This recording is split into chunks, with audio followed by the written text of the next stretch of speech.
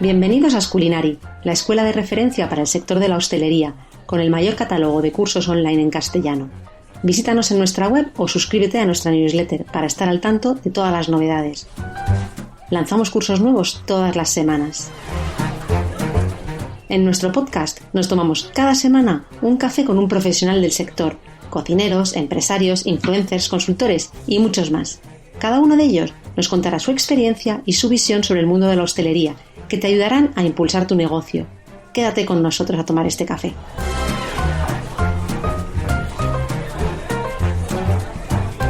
Hola a todos, hoy viene a tomarse un café con nosotros Jesús India, consultor en innovación de negocio gastronómico desde su consultora Emplatamos Food Lab. Hola Jesús, bienvenido y muchas gracias por aceptar nuestro café. Hola Lorena, ¿qué tal? Muchísimas gracias a vosotros por poder dedicar este ratito y tener esta conversación. Además me hace especial ilusión que hayas venido porque nos conocemos desde hace unos años y hemos tenido ahí un poco de vida profesional paralela. Empezamos nuestro cambio, que ahora me contarás un poco cómo ha sido tu trayectoria, pero nuestro cambio profesional a la vez y me hace mucha ilusión que estés aquí, que hayas grabado un curso con nosotros, o sea que ahora nos cuentas. Pero antes de empezar, hay una pregunta que le hacemos a todos nuestros invitados en este podcast, ya que se trata de un café y es saber cómo te gusta a ti el café o cómo te tomas el café si eres cafetero. Pues sí que soy cafetero, la verdad. Incluso tengo que frenar muchas veces, ¿no? Y yo soy de café cortado con muy poquita leche y de varios al día, de 4 o 5 al día. Así que nada, es un producto que consumo muy habitualmente. El nervio hace falta para ahí mantenerse en el negocio, claro que sí. Pues, al margen de esto, que era un poco la anécdota, pero sí que me gustaría que te presentaras tú, contarnos quién eres, de dónde eres a nivel personal y luego ya iremos ahondando un poquito más en tu trayectoria. Fantástico. Bueno, pues yo, a nivel personal soy nacido en Zaragoza, llevo en Madrid ya unos cuantos años viviendo y más tiempo atrás trabajando. Al final hay que dedicar, ¿no?, ese tiempo al lugar donde hay trabajo, donde puedes al final conseguir el crecimiento personal, ¿no? Y bueno, eso en cuanto a orígenes y antes, ¿no?, de entrar en lo más estrictamente profesional, pues bueno, soy un enamorado del emprendimiento, del mundo de la empresa, ¿no? Ya más allá del sector al que me dedico, pero es algo que siempre me ha marcado mi camino, ¿no? Esas ganas de en torno al mundo de la empresa, oye, cambiar de ciudad, cambiar lo que haga falta con tal de trabajar en esto, ¿no? En una pasión. También deportista y cocinero. Eso es. Luego la cocina sí que es verdad, ¿no? Que al final no lo quería nombrar porque lo dejo como para la parte profesional, pero bueno, si entra en la parte profesional es porque viene de ser un hobby, ¿no? No así como el deporte, que eso sí que principalmente el atletismo, ¿no?, que llevo muchos años practicando. Pero bueno, hago muchísimos deportes. La verdad que es ya más que solamente disfrutar, es una necesidad, ¿no?, que me mantiene activo en el día a día, junto al café, ¿no?, como decía antes. Claro que sí. Pues ahora que lo has nombrado, entonces cuéntanos un poco cómo son los inicios, porque tú hiciste un cambio radical en tu vida profesional. Cuéntanos un poco cómo han sido los inicios en el mundo de la hostelería y sobre todo la evolución, porque empezaste de una manera, quiero que nos lo cuentes y quiero ver o que nos cuentes cómo has llegado a donde has llegado, las inquietudes que has tenido por el camino y cómo ha ido cambiando ese proyecto, ¿no? Cómo se ha ido adaptando a ti y a las necesidades que ibas viendo por el camino. Genial, sí, pues mira, todo empieza, o sea, al final yo en lo profesional, yo comienzo haciendo estudios, soy diplomado en marketing, relaciones públicas y publicidad. Y bueno, posteriormente a eso tuve alguna primera experiencia laboral en entorno comercial marketing y estudié también un MBA, adentrando en esta pasión que te nombraba al principio por el mundo de la empresa. Y bueno, en los primeros años, mis primeros años laborales se mueven en torno al marketing, ¿no? A lo que había estudiado, marketing estratégico, muy, muy cercano también a ese mundo de la estrategia empresarial. Trabajo también en esos primeros años en torno al emprendimiento, en torno a la creación de nuevas empresas, a la inversión en startups, en nuevas empresas. Y bueno, aunque tenía una parte, ¿no?, que me gustaba del mundo empresarial, pues no es algo que me acaba de llenar, ¿no?, del todo en mi carrera. Trabajo ya en la consultoría empresarial en esos últimos años de esa primera fase de mi carrera. Y bueno, y en paralelo a esto tenía esos dos hobbies que hablaba al principio. Yo practicaba deporte y tenía la cocina como hobby. Y bueno, la cocina, cuando la tienes como hobby, ves solamente la parte más bonita, ¿no? La parte más divertida. Y en primer lugar, junto con un socio, creamos un proyecto en el cual uníamos gastronomía y deporte, porque bueno, encontramos dos personas también que podíamos unir caminos de alguna manera. Y empezamos con ese primer proyecto, un proyecto en el que hacíamos cocina para deportistas, en el que trabajamos con nutricionistas. Y bueno, dentro de todo esto me abrió el apetito también a decir, oye, igual la cocina puede ser algo más, ¿no? Con todo esto, intentando buscar esos cambios, pues bueno, llega un concurso organizado por una marca en la cual es un concurso que pretende dar un cambio, ¿no?, a la carrera profesional. Y consigo ser finalista de este concurso, de tener una beca de cocina. Y con ello, pues bueno, comienzo a adentrarme un poquito más en la cocina profesional, a tener ciertos contactos en los cuales, pues bueno, tenemos la suerte de conocernos tú y yo, ¿no, Lorena? Y, Exacto. y- exacto. Y a partir de aquí sí que es verdad que se marca un punto de inflexión en el que nada es fácil, o sea, esto no es llegar, ¿no?, y al día siguiente es cocinero, sino que simplemente es un punto de inflexión que me hace ver que igual puedo dedicarme a la cocina.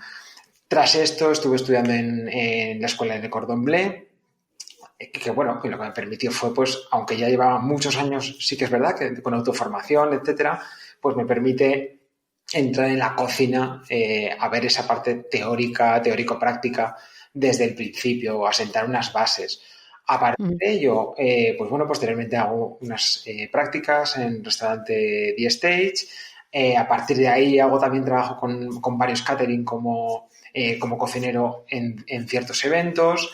Empiezo también, creo una primera marca de catering con la que he estado trabajando varios años y realizando servicios de chef privado. Pues bueno, conociendo la parte práctica, ¿no?, que creo que es también necesaria cuando Mm. entras en cualquier sector, ¿no? Si no ves. Y operativa, ¿no? Porque al final es verdad que, o sea, tú das el paso con esta formación, que es importante porque rompes un poco con la dinámica, ¿no? Sales de tu zona de confort, que a veces la gente es lo que más le cuesta, ¿no? Que tú tuviste el valor para dar ese paso, que es muy importante. Y cuando dices lo del emprendimiento, al final es esto, ¿no? Hay gente que no se atreve a dar el paso y es que hay un momento que hay que romper, entonces rompes con esto, estudias, que también es tan importante la formación, que parece que sí, que podemos ser autodidactas, pero llega un momento que una institución, pues como el Cordon Bleu, que te valide, que te avale un poco esa formación que haces, lo que dices tú, es como para entrar ya de lleno en un mundo profesional completamente diferente, es importante, ¿no?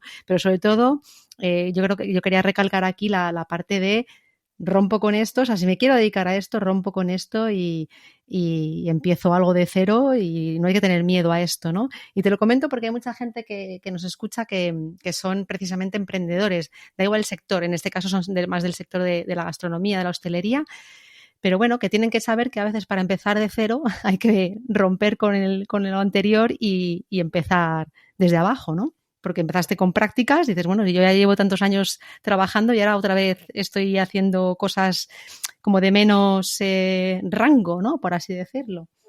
Así es, y además es algo que yo siempre recomiendo porque es tanto a nivel interno de uno mismo, que como tú bien decías, tienes que aprender la operativa del día a día, ¿no? O sea, y cada sector, cada negocio, cada restaurante tiene su operativa, tiene su día a día. Entonces, a nivel interno, eso te llena mucho. Y luego, a nivel externo, ese reconocimiento, o al menos de alguna manera, vamos a, entrecomillar, también demuestras a los demás que estás dispuesto, ¿no? A hacer ese cambio de verdad y a meterte hasta el fondo de ese cambio, ¿no? Entonces, ¿qué te he cortado? Que estabas en la etapa en la que pues estabas haciendo colaborando con varios caterings también. Sí, exacto. Y bueno, esa parte, eso, pues bueno, al final, bueno, han sido 3 años prácticamente, ¿no? Estando con eventos dentro del catering. La verdad que dentro de lo que es esa parte técnica de la cocina, parte operativa, es algo que ya conocía anteriormente también y me gusta más, o tengo una mayor pasión personal, ¿no? Por los eventos, catering, etcétera. Y bueno, y esto llega hasta que ya comienzo dentro con clientes que ya tenía, comienzo a encontrar de alguna manera, pues bueno, esos 2 pilares de formación que tenía, el de la cocina que estaba desarrollando en este momento y el anterior del marketing, que tampoco es algo que no me gustase, ¿no? O que saliese porque no soportaba yo simplemente era que no me acababa de llenar. Entonces, sí que es verdad que tengo ciertos trabajos con empresas, vinculando empresa, cocina, con los cuales disfruto mucho y bueno, y en torno ya teniendo contactos, etcétera, pues bueno, decido crear en Platamors Food Lab, que es la consultora, el cual llamamos un laboratorio de ideas y nuevos negocios gastronómicos, en el cual, pues bueno, hasta este momento realizamos todas las actividades, ¿no? Que iremos hablando en su momento. Y bueno, o sea, al final ha sido empezar en diferentes mundos, ir uniendo, ir cerrando el embudo hasta llegar a donde estamos ahora mismo. Bueno, lo bonito es que precisamente lo que has dicho tú, que has conseguido unir como tu pasión pues, las pasiones que tenías por la cocina, por ejemplo, y toda tu experiencia anterior y aprovechar, o sea, aprovecharlo y no tirarlo, por así decirlo, o desaprovecharlo, sino vamos a unir estas dos cosas. Está bien, ¿no? Me imagino que eso también es reconfortante, decir, bueno, todo lo que sé y todo lo que he aprendido nuevo lo uno en un proyecto nuevo, ¿no? Y porque me imagino también que no lo ves de la misma manera, porque esto, mira, era algo que tenía también pensado hablar contigo, y es que muchas veces no sabes cuáles son los conocimientos que hay que tener para empezar algo como lo que estás haciendo tú, ¿no? La consultoría gastronómica.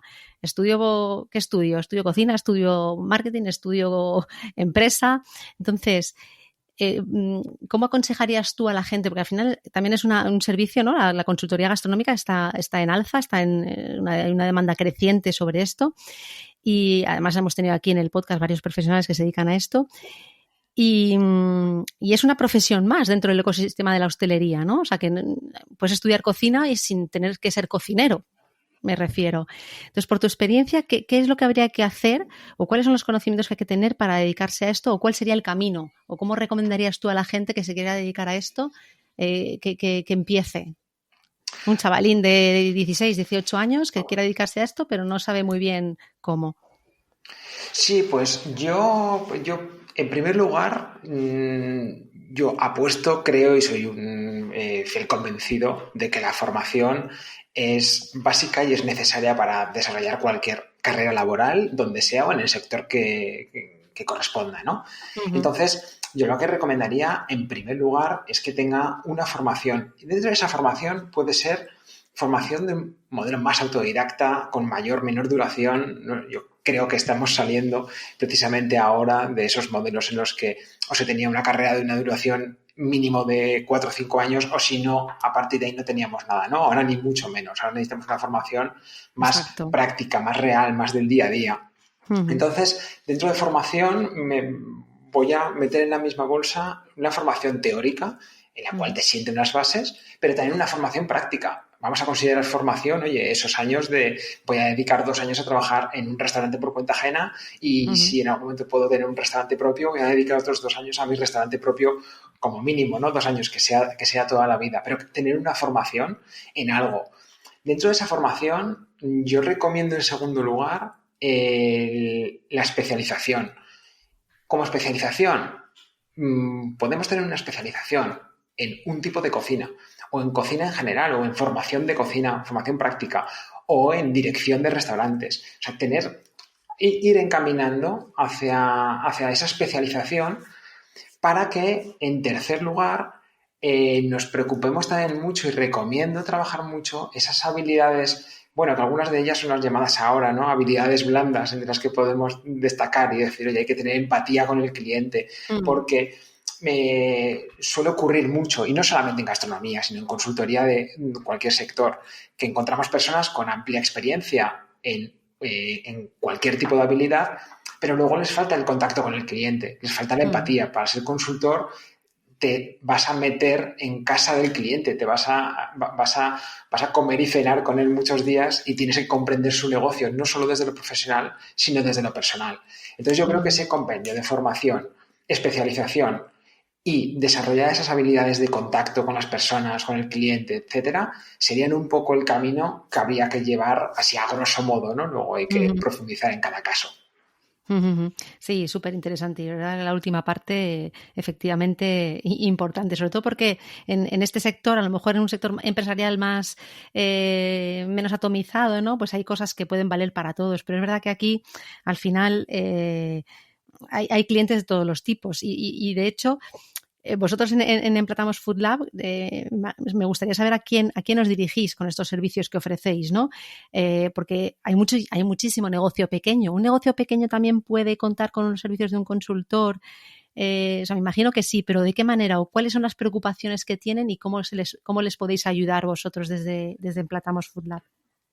Claro, al final yo creo que todos los negocios, sean del tamaño que sean, tienen cabida, ¿no? Los servicios de consultoría gastronómica en sus diferentes especializaciones. Nosotros desde Emplatamos Food Lab estamos en nuestro cliente principal, nuestro cliente objetivo, son negocios de un tamaño mediano, normalmente que tienen más de un local, por eso trabajamos con pequeñas franquicias, trabajamos con marcas más grandes, pero también tenemos clientes de restaurantes individuales, de locales muy pequeñitos de hostelería. Aquí la diferencia está claro, o sea, tenemos casos con muy poquitos trabajadores, tenemos casos con plantillas muy grandes y lo que al final tratamos en la consultoría es de adaptar soluciones a cada uno de esos negocios según los tamaños. Al cliente pequeño muchas veces le aportamos el saber exprimir bien, ¿no? De alguna manera, cuáles con sus recursos poder optimizar. Fíjate que con los clientes pequeños insistimos mucho en no entrar en gastos excesivos, en no entrar en no dejarnos llevar por modas que empujan de alguna manera a grandes inversiones que al final acaban volviéndose en contra. En cambio, con el cliente un poquito más grande, pues bueno, pues podemos tener más inversiones y trabajamos en otra línea. Pero sobre todo lo que trabajamos es la personalización según el tamaño del negocio.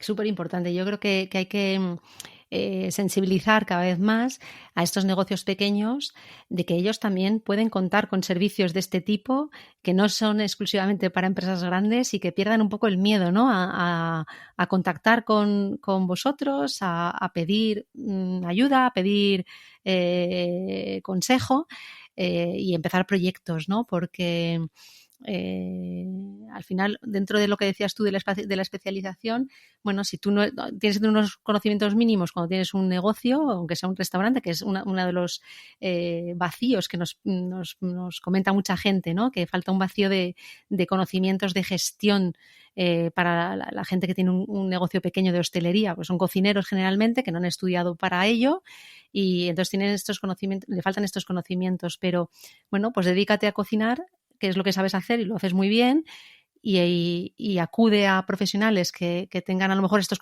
otros conocimientos en gestión, etcétera, en digitalización, en abrir otros canales de venta, etcétera, y que te digan cómo hacerlo para que te lo hagan sin que tú sea un quebradero de cabeza para ti, ¿no? Y se hagan en proyectos conjuntos. Y me pregunto esto, ¿qué habría que hacer de más para que estos pequeños negocios pierdan ese miedo y se atrevan a lanzarse a proyectos de consultoría. Claro, nosotros, o sea, te lo voy a plantear, ¿no? Y para todas las personas que nos escuchan, un poco como se lo planteamos al cliente de ese negocio pequeño, esa pyme, ese local, un local único que viene a nosotros y estamos en esas conversaciones previas. Nosotros lo que siempre le decimos es que y muchos de ellos vienen con miedo porque igual en su zona o porque dentro de su tipología de comida se están viendo afectados por una competencia muy grande de franquicias, de marcas muy potentes. Y nosotros lo que siempre decimos es, lo que esa marca le está haciendo potente es que tienen equipos muy grandes detrás, es decir, que tienen un departamento de marketing muy potente, que tienen un departamento de gestión que se dedica solamente a ello, que tiene un departamento operativo, tienen unos departamentos que les hacen llegar a mucho. Y eso para un local pequeño es imposible, ¿no? O sea, no podríamos tener en un pequeño local el equipo que tiene una franquicia. Entonces nosotros lo que buscamos y intentamos transmitir es que con un servicio de consultoría lo que va a conseguir es tener, adaptado a su tamaño, adaptado a su escala, tener externalizado, de hecho sin ser un gasto fijo para ellos, todos esos servicios. Van a tener un departamento de operaciones, van a tener un departamento de marketing, van a tener un departamento de recursos humanos durante todo ese tiempo que dure la consultoría, ¿no? Entonces es un poco que les permitimos equipararse o tener más fuerza de tracción de cara al crecimiento con toda la competencia que tienen alrededor. Sí, y que vean que es posible, o sea, que es la manera que tienen ellos de, lo que dices tú, ¿no? De equipararse a los más grandes. Exacto. Y en uno de tus cursos hablas de los canales de ventas. Has grabado 2 cursos con Schoolinary, uno sobre los diferentes canales de venta que hay en hostelería y otro más dedicado a controlar y gestionar costes y escandallos. Pero en el de canales de venta, uno de ellos es el delivery, que está ahora súper de moda. Pero, y el otro día lo hablaba con Koldo Rollo, que es un cocinero de Mallorca, que lleva una trayectoria también increíble, y nos decía, hemos llegado muy tarde a esto del delivery. Y es verdad, me hizo pensar y digo, efectivamente, o sea, llevamos años y años viendo en películas americanas, ¿no? Cómo se llevaban la comida a casa, los fideos en las cajitas y tal, o las propias pizzas, como decía Koldo. ¿Y por qué nos hemos subido tan tarde al carro del delivery en España? ¿Crees tú?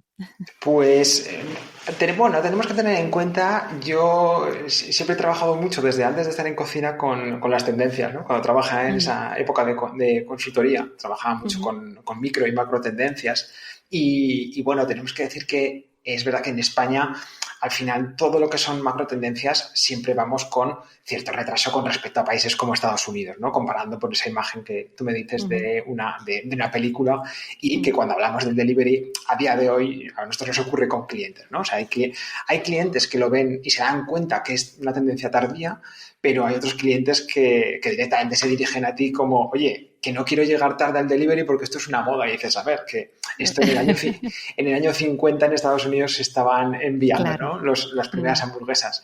Entonces, bueno, ¿es una tendencia tardía? Yo creo que sí que es tardía, porque al fin y al cabo, cuando más se ha necesitado, nos ha pillado tarde.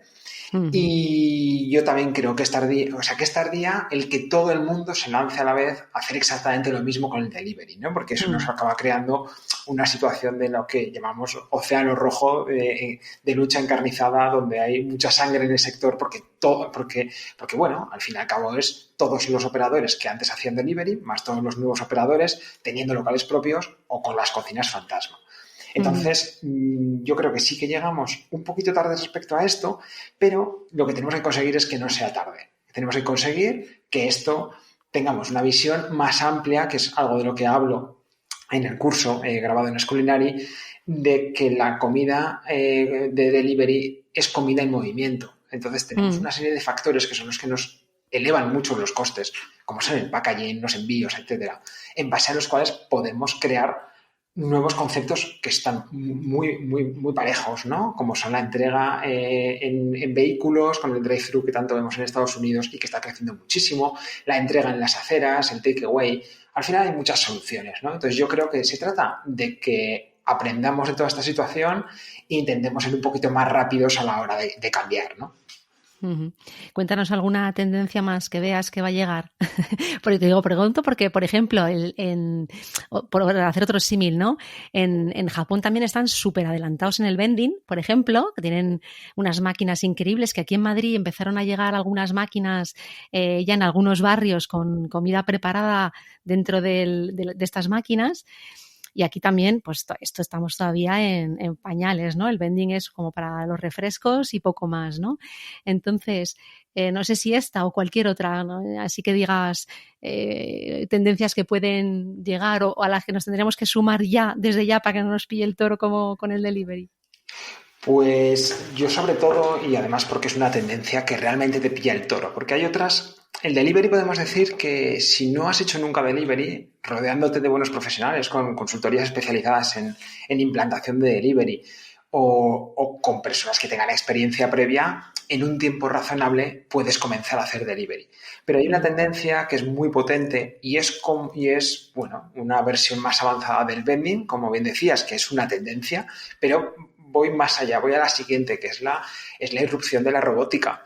La robótica, dentro de según qué procesos dentro de la cocina, es algo que, nos guste o no, está llegando. Grandes marcas están haciendo primeras pruebas y esto sí que es una tendencia que vamos a tener en fabricación en procesos.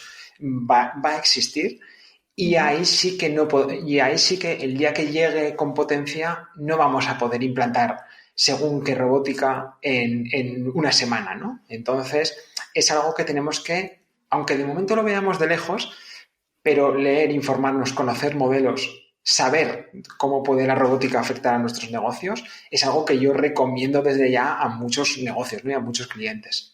La verdad es que sí, yo creo que hay una imagen un poco distorsionada, ¿no? De esto, a lo mejor que pensamos que nos van a quitar el trabajo y que van a haber camareros robots y cocineros robots, pero según lo que dices tú, ¿no? Según cómo lo adaptes y según cómo lo incorpores en tu negocio, yo también estoy convencida de que puede ser un boost para dar ahí un crecimiento y ahorrarte en cosas que los robots hacen mejor que nosotros, ¿no? O sea, hay cosas que es así, hay cosas que hacen mucho mejor, pues dejemos que hagan los robots lo que hacen mejor que nosotros y hagamos nosotros lo que ellos no saben hacer. Correcto.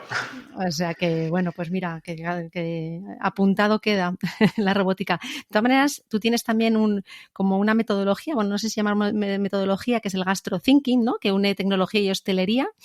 Y cuéntanos un poco qué es o en qué consiste.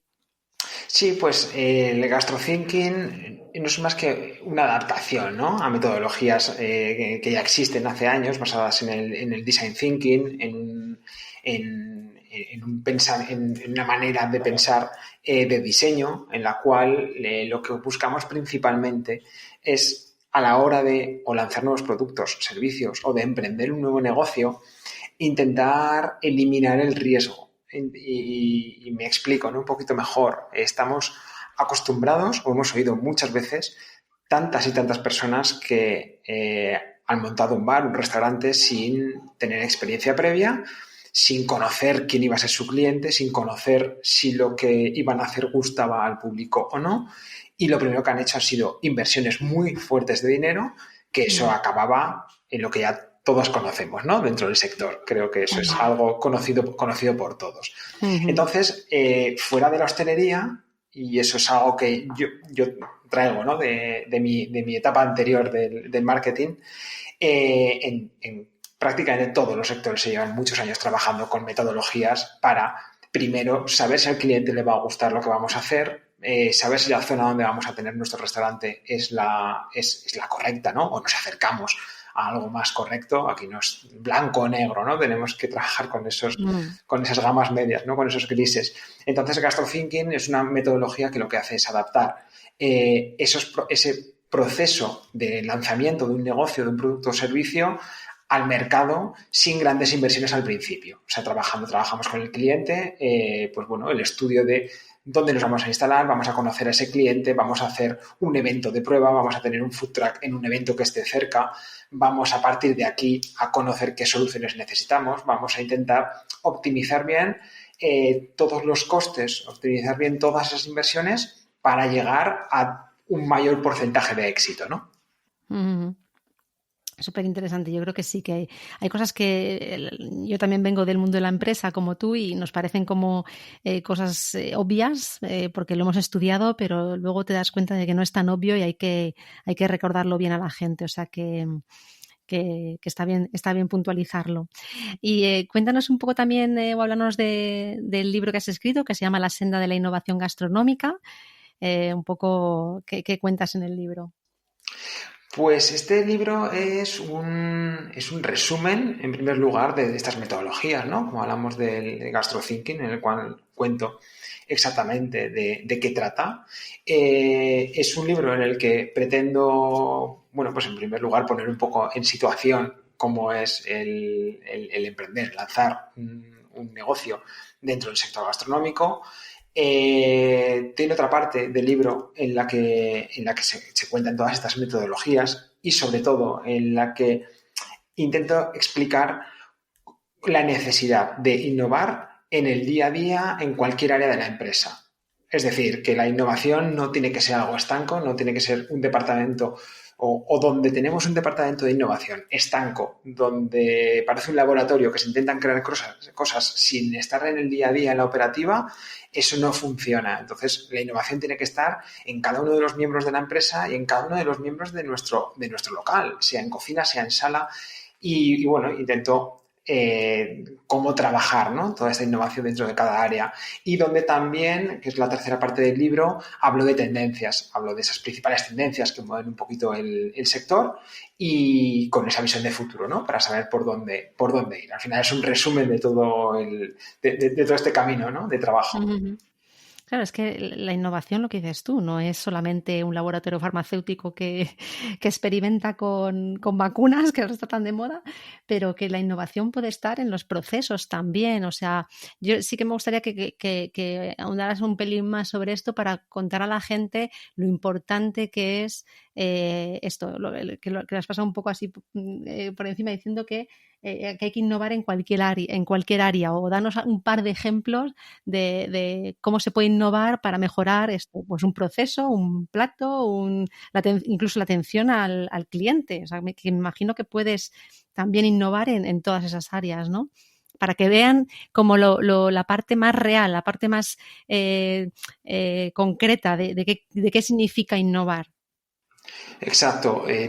Tal como dices, o sea, la innovación en primer lugar y es algo que trabajamos en el día a día e insistimos muchísimo. Y fuera de la gastronomía se habla mucho por ahí, podemos encontrar artículos en Internet, que es desvincular que cuando hablamos de innovación empresarial o innovación en gestión, no estamos hablando exclusivamente de innovación tecnológica. Es muy común cuando decimos vamos a innovar, pues vamos a innovar, ¿qué es? Vamos a digitalizar la carta. Vale, ahí estamos creando un proceso de innovación que es el cómo vamos a vender. O sea, la innovación en sí no es la aplicación, ¿no? La aplicación es para la empresa que la ha desarrollado. Para nosotros la innovación va a ser el cómo cambiamos la manera en la que el cliente nos hace un pedido o vamos a cambiar la manera como el cliente lee la carta. En resumen, innovamos en esa relación cliente-empresa. Entonces, al igual que pongo este ejemplo que yo creo que es bastante actual, ¿no? De la digitalización de la carta, podemos entrar en cualquier otra área de la empresa. O sea, a nivel recursos humanos, no estamos innovando si cuando tenemos un local nos agarramos, ¿no? A esa creencia popular de no, la única manera de sacar adelante un negocio de hostelería es trabajando horas incontables y sin poder rotar nuestra plantilla. No, al final dentro del mismo proceso que en restaurantes como ese de Can Roca conocemos de hace tiempo, que se empieza a trabajar en turnos pues con la finalidad de que las personas tengan un equilibrio personal-profesional más elevado, con eso se está creando una innovación muy potente. Porque la innovación, para empezar, y me gusta este ejemplo, no solamente habla del exterior, ¿no? De la relación empresa-cliente, sino también habla de la relación interna dentro de la empresa. O podemos innovar en cómo cobramos a nuestros clientes. En Estados Unidos ya hay varios ejemplos de locales que como método innovador cobran de otra manera, cobran por los minutos, por el tiempo que estás dentro del espacio. Al final quiero ver eso, ¿no? Como a nivel de finanzas, como a nivel de recursos humanos, en lo técnico en cocina, en lo técnico en sala de cómo nos relacionamos con el cliente, cómo tomamos nota de reservas de manera digital, a través de WhatsApp, a través de Instagram. O sea, todo esto son acciones que en los propios procesos, como bien decías, está la innovación, ¿no? Uh-huh. Qué importante, pues esto igual es una parte de hay que hacer una sensibilización importante a hosteleros, pues que siguen sin fiarse a lo mejor de las nuevas tecnologías, que es una parte, pero sobre todo de ver la innovación, lo que dices tú, separada de lo que es la tecnología, que no es solamente eso, sino es plantearse cada día, ¿puedo hacerlo mejor? ¿No? Exacto. Y que tengan esta visión. Pues con todo esto, ¿cómo te gustaría a ti que fuera el mundo de la hostelería en los próximos 10 años? Más que cómo lo crees que va a ser, ¿cómo te gustaría a ti que fuera? Pues fíjate, a mí, y viene al hilo, ¿no? Perfectamente de lo que estábamos hablando, lo que me gustaría ver en la hostelería es que sea un sector, y esto es una base para la innovación, que sea un sector muy rápido y que sea muy fácilmente adaptable. Al final, en la hostelería es un negocio que viene de muchos años atrás, es un negocio muy antiguo y es un negocio que nos hemos mantenido fijándonos en lo que pasaba hace 30 años hasta marzo de 2020, ¿no? Y la innovación estaba presente, perdón, en muy poquitas marcas, o estaba muy reservada solamente a los grandes. El player más pequeño no entraba dentro del juego de la innovación. Como a partir de todo esto que está ocurriendo se ha cambiado, se ha hecho, pues antes te nombraba el delivery, ¿no? Oye, hemos visto locales que eran muy tradicionales y en una semana han tenido implantado un modelo de delivery bastante potente. Pues me gustaría que eso no sea solamente provocado por una pandemia, sino me gustaría ver un sector que dentro de 10 años, en todo este proceso, si tiene que cambiar 3 veces, tiene que crear nuevos canales de venta, que lo haga de una manera rápida, que lo haga de una manera ligera, pero no solamente por pandemia, repito, sino porque detecta que el cliente le gusta más comer en su casa o ahora le gusta más llevarse el tupper al trabajo, que se adapten, ¿no? O sea, que sea un sector mucho más rápido y adaptable de lo que ha sido hasta ahora. ¿Y qué haría falta para que esto ocurra? Bueno, en primer lugar, el primer golpe, ¿no? El primer empujón a esto nos lo hemos llevado todos. Entonces yo creo que ahora nos hemos dado cuenta que podemos ser rápidos en hacer cambios. Entonces esa primera fase ya ha ocurrido. Ahora lo que queda para ello, yo creo que es un trabajo muy humano. O sea, es un trabajo porque para ser rápidos no tenemos que olvidar que en las empresas trabajan personas, por mucho que nos apoyen robots, ¿no? Como decíamos en algún momento. Sí. Pero al final una empresa la componen personas. Y la parte pensante al final son las personas. Así es. La parte pensante. La estrategia no la puede hacer un robot. Así es. De hecho, o sea, el robot como una pata de innovación va a venir a nuestro restaurante, a nuestro local, a nuestra marca, si nosotros decidimos que así sea y si tenemos una estrategia. Que eso es otra cosa que ocurre, ¿no? Que decimos, compramos el robot, lo ponemos en una esquina y cuando está aquí decimos, ¿y qué hace este robot? O sea, al final, si no hay humanos, no hay estrategia. Entonces, hay que tener un trabajo muy importante hacia las personas. Yo por eso creo que ese equilibrio personal-profesional, para que tengamos un menor índice de rotación de personal, para que podamos tener una mayor estabilidad, va a hacer que esas personas se integren más dentro de la empresa y eso va a llevar a poder generar esas estructuras más innovadoras. Sí, esas ideas, ¿no? Al final estoy totalmente de acuerdo contigo. El tiempo, si tú estás mucho más tiempo en una empresa, le dedicas más tiempo y le dedicas tiempo a pensar, a mirar estas estrategias, estas posibles innovaciones. Si estás un tiempo corto, pues si estás 6 meses en una empresa no vas a ponerte a pensar en cómo va a ser el futuro de aquí a 10 años, efectivamente, ¿no? Porque tú ya sabes que no estarás ahí, o sea que... Exacto. Qué buen apunte, sí. Pues ya para terminar, no sé si tienes algo que añadir, ¿quieres hablar de alguna cosa más? Pues no, nada, simplemente yo creo que como resumen, ¿no? A todo lo que hemos hablado, es que sigamos creyendo mucho en nuestro sector, que al final es un sector muy potente, es un sector que sí, volverá a ser lo que era.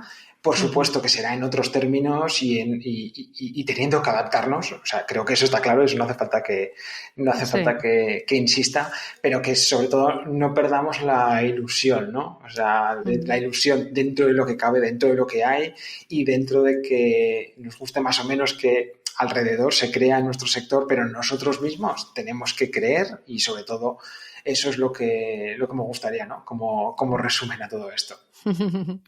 Pues efectivamente, hay que seguir creyendo, esto no durará para siempre, efectivamente.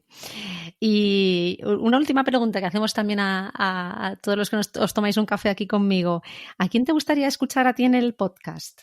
Pues a mí, por ejemplo, me encantaría escuchar a una persona que hace trabajos, habla mucho de cómo es el futuro de los sectores y ha hecho alguna cosita en gastronomía. Yo soy a quien sigo habitualmente, que es Marc Vidal, consultor en transformación, ¿no? En el futuro de cómo serán los sectores y he leído muchas cosas de él en las cuales aporta esa visión que nombraba, ¿no? De que tenemos que adelantarnos porque el futuro va a venir y va a cambiar. No solamente hablo ya de la robótica como ese caso como eso más extremo, ¿no? De tecnología, sino que diferente manera de los diferentes trabajos que van a llegar. Yo creo que eso es algo que tenemos que valorar mucho dentro del sector y por eso yo creo que sería un podcast muy interesante.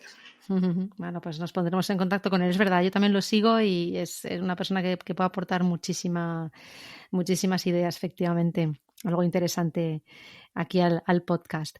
Pues Jesús, ha sido un placer volver a charlar contigo aquí, aunque sea virtual esta vez, pero creo que ha sido súper interesante toda la parte de innovación. Me apetecía mucho hablar de esto contigo y que compartieras con el resto. Nos vemos en tus cursos, que ya, bueno, cuando salga este podcast ya se habrán lanzado, o sea que esperemos que la gente disfrute mucho con ellos. Y muchas gracias, hasta la próxima vez que nos veamos. Fantástico, muchas gracias a ti, Lorena, a todo el equipo de School-Inari y nada, daros la enhorabuena de paso por todo el trabajo que hacéis, que como decía en primer lugar, la formación es algo básico y necesario y desde School-Inari es, la verdad, un gran trabajo que hacéis. Muchas gracias. Gracias, Jesús. Si te ha gustado esta charla, no te pierdas ningún episodio del podcast y suscríbete. Te esperamos cada semana con más invitados. Estamos en todas las plataformas. Solo tienes que buscar el podcast Un Café con School-Inari. Te esperamos también en nuestra página web y redes sociales para que conozcas todos nuestros cursos y a nuestros profesores.